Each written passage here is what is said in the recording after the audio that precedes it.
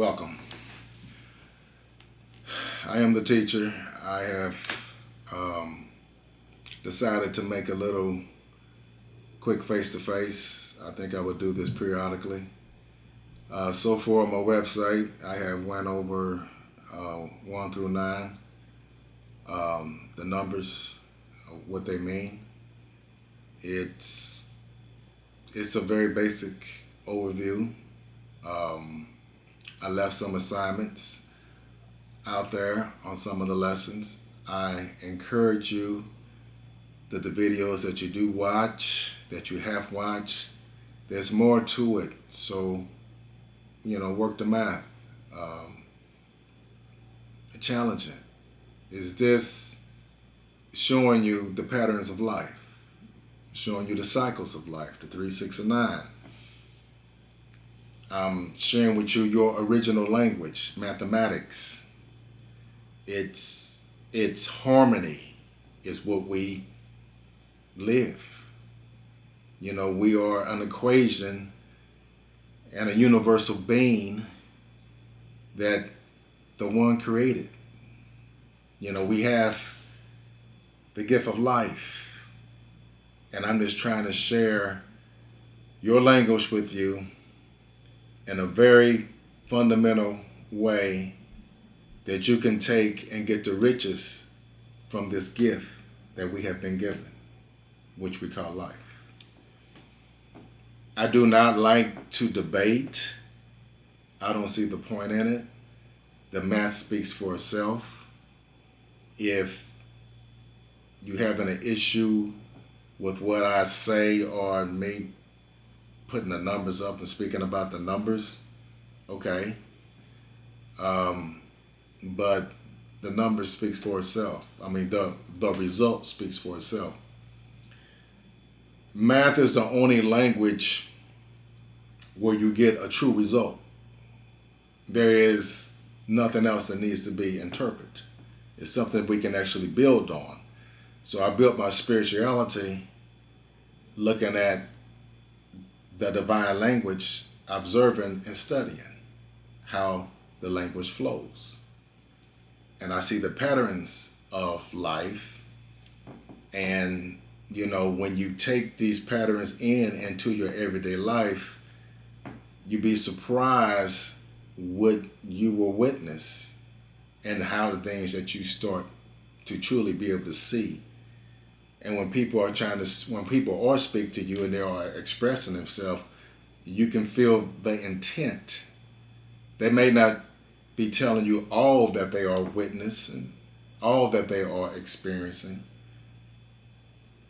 But when you learn how to work the math and you use that, it is something that is naturally, you're going to start feeling that person's intent. And when you do speak to somebody on a true level, when I mean you just having an open and honest conversation, you'd be surprised how the math flows and how it links the two parties together, where the conversations are real. It's an uplifting experience, and this is what the math brings to you. A lot of times throughout my life, people say, well, how do you use this in the external world? Well, that's just it. We in this world, but the math is not of it. So what goes on in the external world is just, I leave it there. There's nothing else that I can do with it. It's not based on truth. Anything that it's manifest, for one, has already been thought of, just like these glasses. We call them glasses. They serve a purpose. They done. Once everything has been defined, you go and study another thing that has been defined, but you're not coming up with any true original thought. You're not in the original thought. You're not thinking about bringing something in the sense of making all things new. So as long as we going and touching computers or whatever, desk, things that have already has been expressed and defined, you're only dealing with things that is here. You're only dealing with the past. If there are past thoughts, the only time that you come into original thought is when you're thinking about something that you're bringing into manifestation. So ask yourself this: what is it that you bring into manifestation? So I like to teach. I like to teach about the math. I like to teach about life. Life is something that is continuous. So the best that I can always do is very nearly correct. All my videos will be very nearly correct because the math moves. Life continues. I can show you the numbers that is true,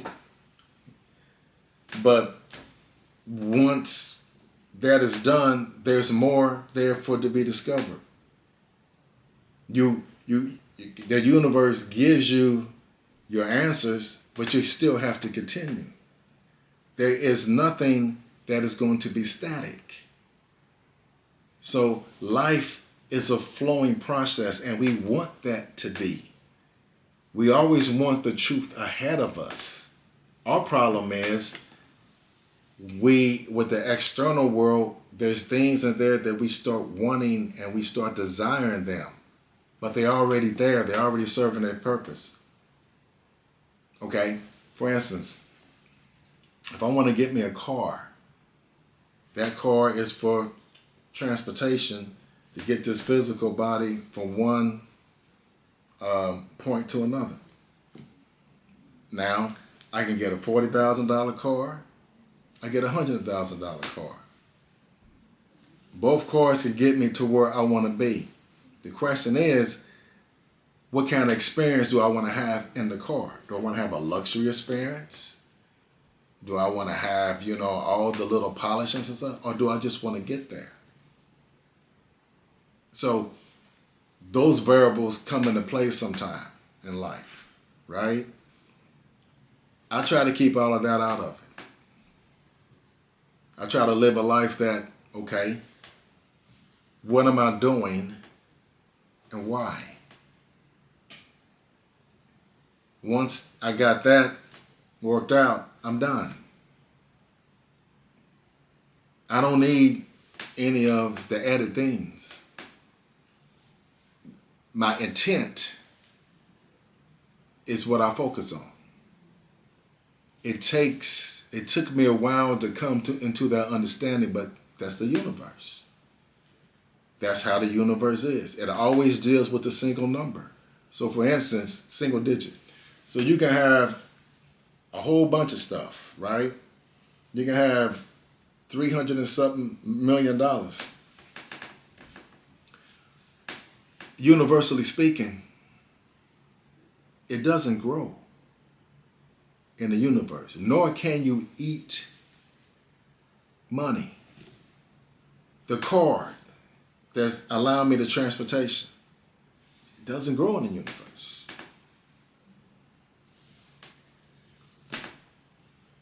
Our lives were designed to be very simple. Be fruitful, multiply. Very simple. All these added things, what are they really serving? Are we destroying the ecosystem? How good is our earth right now? How fertile is it? What about our water? Is it clean?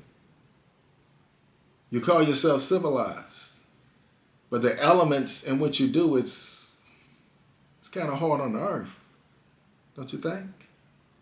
How connected are we with our Mother Earth?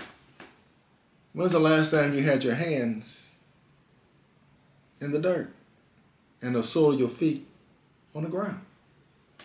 You ever notice that the sole of your hands is different from the other part of your skin? It's supposed to be in the dirt. When's the last time you did that? When's the last time you planted anything? Do we have any land of our own? I mean, the divine life in the religious texts or holy books, if what we call them, they speak of a time when we will be at peace. God's kingdom come to the earth, etc., etc., etc. My question is this: what's stopping it? What's stopping it from coming? It's our lack of understanding of the true power that we have. If we don't like the way the external is, we can change it overnight. If every human being would just unite as one, what they gonna do? Those who call themselves in power. We can't say no. Just stop. If another thing, if we love one another the way we should, if I want for myself what I want for my brother, we all be good. But now, we have people we don't like. We have people we don't want to be around. We look down on people. I've done it in my lifetime before. I do my best not. I can't remember the last time I've done it, but I remember one time I did. It bothered me. Afterward. I mean, what was that? How did I think that I was just doing something like that was beneath me, and it bothered me? It's not something that I wanted to become a habit of. So I do what I do because I understand LOVE, love. I don't have a problem loving unconditionally. To me, that is natural. Everybody should be able to come to me in their own way.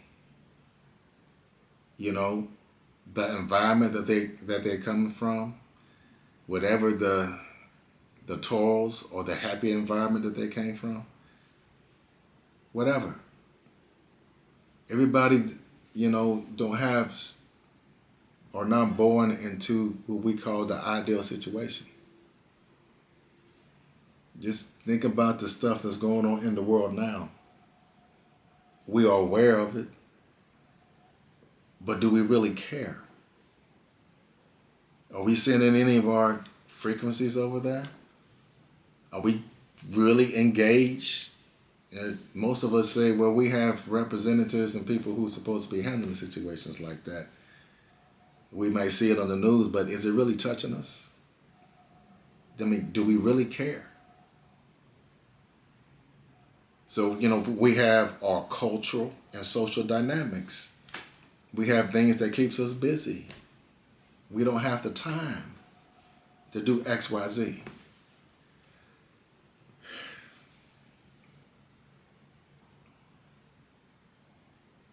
We all have a responsibility to love one another. Period. Because the one loved us and called us into the world. We have a responsibility to love each other unconditionally. If I can do something to give you insight, I have a problem with it. Some things I don't have the experience to know how to do, so I'm not going to pretend. But if I see somebody in need, I'm not one just to walk on by.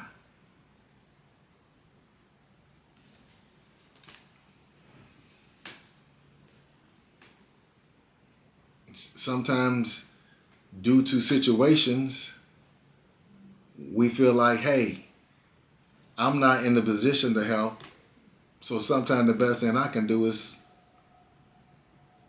if the person continues to seek, the person who is in the position to help will find them. Sometimes it's about that harmony of that connection that you feel with the individual. Sometimes you can sense something and you say, I am not the one who is best qualified to help this individual. I can understand that. But do you really take the time to dissect that? Or you just already got an opinion like, this is not the time for me? Somebody, if this person is truly trying to seek, or this person has to go through X, Y, Z, if you're not the one, fine, I understand that. Because there are sometimes when we're on our journey, the very people that refuse to help us, that also can help strengthen us. But is that a true attempt that that person is really making? We don't know. But all I can tell you this is that if you work the math and if you steadfast in your journey, you will know your reward, your true reward. And it's not always what we think it is. And it may not always come out like we had planned it would. But when you feel that connection with the one, then everything you've gone through makes sense. So I'm saying all of this to say this one thing. It's about the one. The mathematics, it's about the one. You know, call him Allah. We say that's his proper name. You can call him the Mahdi. You can call him the Son of Man. You call him Jesus. Call him whatever. Yahweh, your choice. Mathematics, it's the one. There's no number like the one. No number can multiply the one. It's the one. Another thing I'm going to point out, the significance of us. Because we are connected to God. We connected to the one. We got the one within us. Come on. Think about that. You got the one. What is there to be so worried about when you have the one in your heart, guiding you? But just make sure your desires, your so-called own personal interests, is not really what you're seeking. Because there's no individuality in the universe. There's no such thing. Nothing in the universe exists on its own, because the one is in all of us. That means there is no space between us. It's zero space. We are all connected because you have the life. I don't care what you call yourself or what you think you are. The only reason why you're present is because the one is in you. Period. Period. That's why every knee will eventually bow, because that one in them is going to be vibrating. And the frequency of the Son of Man, look, it's nothing you can do about that. You can't even handle the speed of light in your state of understanding. 186,000 miles per second. You can't even handle that. You know how fast thought is? Thought is 24 billion miles per second. He makes the speed of light look like it hasn't moved in 150 years.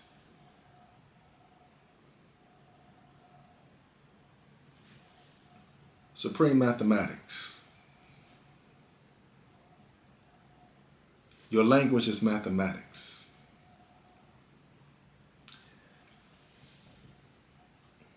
My next video, I'm going to talk about, yes, I usually try to make my videos under 30 minutes. I just might just let this play. But might have a part 1, part 2, part 3, because the understanding of us, everybody always looking for their purpose. The understanding of us, get into more of the number 2. Because we are in the image of that one. There is one, then immediately there's 2. That's us, the male and female. That's us. To make us whole. That's us. God, the one, makes us whole. Period. Teaching mathematics. We call it supreme mathematics. Those who are in the understanding, it's our time. If you don't know what I'm talking about, keep studying. I present the math, study it. I still study. I'm glad I said that. I'm no holy man. I'm a sinner. I have sinned. I try not to, but sometimes I fail. So don't look at me as a holy man. I am not God. I am not your Savior. I'm your brother. I'm a teacher. There's a whole lot of teachers out there. I'm just doing what I think I do best. I teach. I can teach about the one. I can start and I can never end. I've been studying this since 1979, 1980. And this is just part me. This is who I am and what I do. I teach. I love it. I love the one. Everything I do, any idle time that I have, I don't go more than,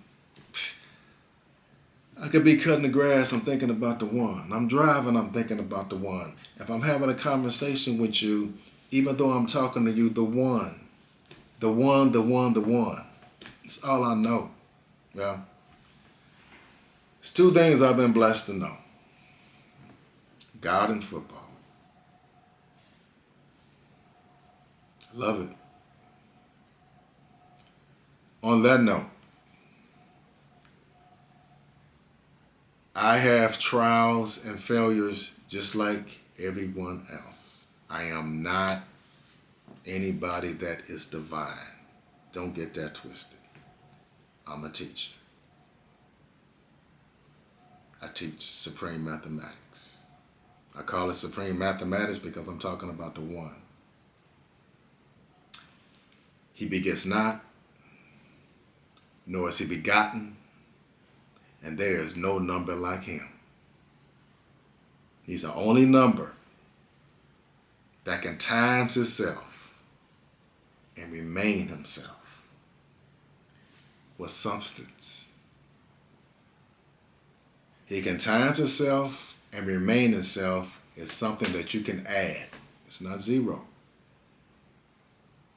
0 can times 0 is 0, 0 plus 0 is 0. Hey, 0. You don't mess with that wound. But whenever you want divine change and you're ready for that true, you're in your true completed state, the universe is going to give you a 0. It's just that simple.